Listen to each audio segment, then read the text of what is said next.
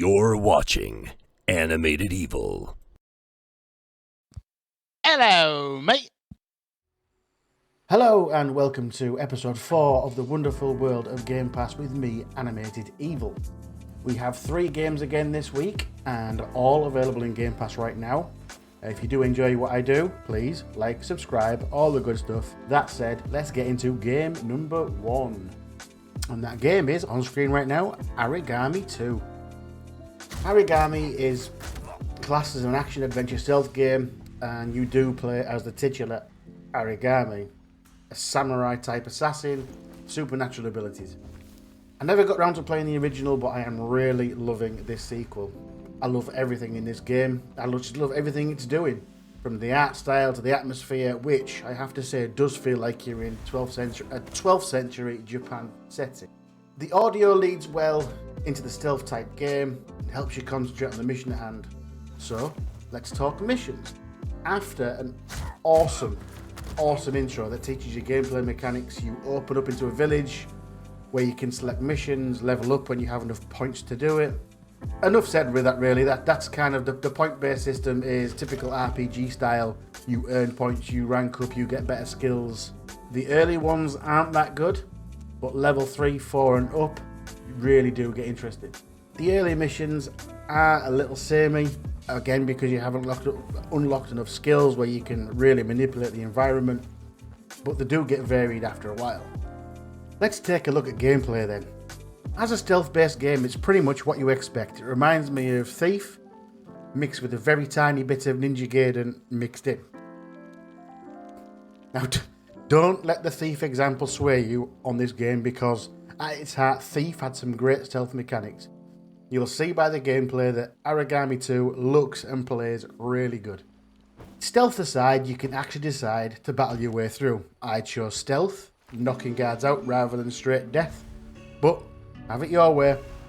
When I was spotted, which was often, I might add, you can either run and hide or face the music, or in this case the sword, which I have left as an example. Overall thoughts then, Aragami 2 is definitely a game I would suggest you play. I don't think it's going to be in Game Pass forever. I believe the campaign is only around 8.5 hours long. I'm probably 4 hours into it, something along those lines. But yes, please download this, play it. It's very much worth it.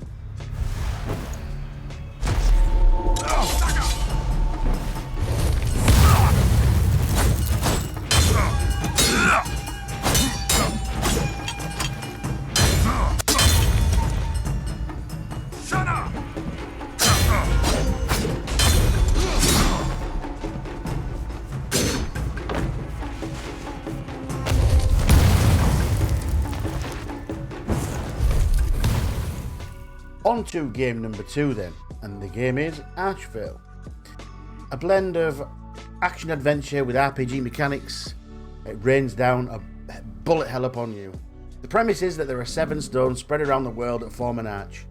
As the hero of this particular tale, you are tasked with rebuilding said arch. Now, don't let the cute exterior of this game fool you. This isn't a peaceful merry jaunt through the woods, skipping along as you go. As soon as you wake up, you get yourself a wooden sword and march off into danger. The controls are pretty simple: attack, dash, inventory, heal, bomb, and you can switch weapons on the fly quite simply. As you traverse the world, you find breakable objects and collect the shards that fall out. You will need them once you find an anvil in the village, so you can craft better weapons and armour to defeat bigger and worse beasties. All these weapons can be equipped very similar to the Minecraft mechanic. Open your inventory, equip it, it's there. You can cycle through with LB and RB on the fly.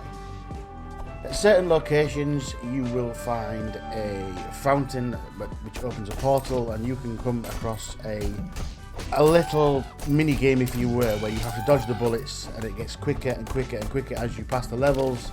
It's pretty quick. It's basically a test of your dodging ability. Do your best dodging, and these little tests of persistence, you are awarded with a medal. Now, these medals are quite interesting. You can equip them the same as you do equipment. You only get a couple of slots to fill up. Each medal can be different attributes, be it plus 50 health or whatever, or bows do more damage, things like that. You will pick up medals along the way. You can buy medals later on in shops. Yeah, do you know what? All in all, in my opinion, it's a very, very good game. I haven't finished it. I did find it very difficult, but there is a mode selection, easy, medium, hard, extreme, that kind of thing. I had to drop it on easy to get through a particular boss, and I kept playing it on easy just to get through a lot of the game. I haven't completed it. I'm somewhere in the middle, I think. The map opens up and there's loads of locales. All in all, I say this is a great game, and I suggest you give it a try. At least, you just give it a try. It's good, it's fun.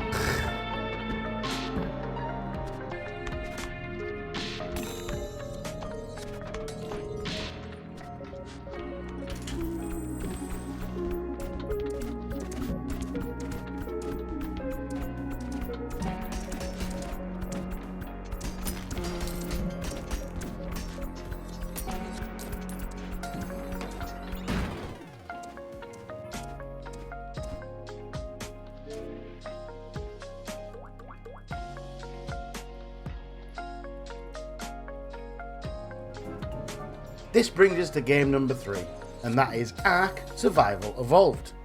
I'm going to be honest straight off the bat, I hate this game. It's a strong word, I know, but I hate it. I'm going to tell you about it anyway, because unlike me, this game might be right down your alley.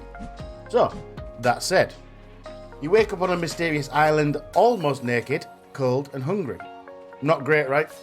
So you have to survive, you need a fire, a camp and food. So far, so Minecraft. Yeah, am I correct? Absolutely. However, there is absolutely no instruction on how, where and what you need to do to accomplish these things. And that's exactly why I just can't get on with it. I do have friends. I could leave it there. I do have friends. I do have friends who have spent thousands of hours into this. And I'm told once you work out how to play it, it becomes something amazing. You can craft anything, make anything, and pretty much do anything. The world, once you get into it, is nice enough. I mean, let's be fair, for my first time out, I was wandering around. I accidentally punched a dinosaur that was happily grazing because I didn't know what buttons to press. And I died, of course. I punched a dinosaur in the face. Of course it's going to kill me. Another negative for me, really, is the time it takes to load. Don't let this video fool you by any means. It took an absolute eternity to load the assets on launch. It's a massive, massive game, and credit to it for being massive, but still, by the time it loaded, I was already bored and thinking maybe I should have launched something else. And as I mentioned dinosaurs, therein lies another facet of the game. You are able to tame, breed, use dinosaurs to your advantage. Yet again, I'm told this can take many, many days to do. Not hours, days. You spend days and days raising a dinosaur from an egg, feeding it, making it, leveling it up and stuff. And guess what? One of your friends can go out and just kill it. It's fine. This feels less of a game, more of a job. And that, for me, that's exactly what's wrong with it.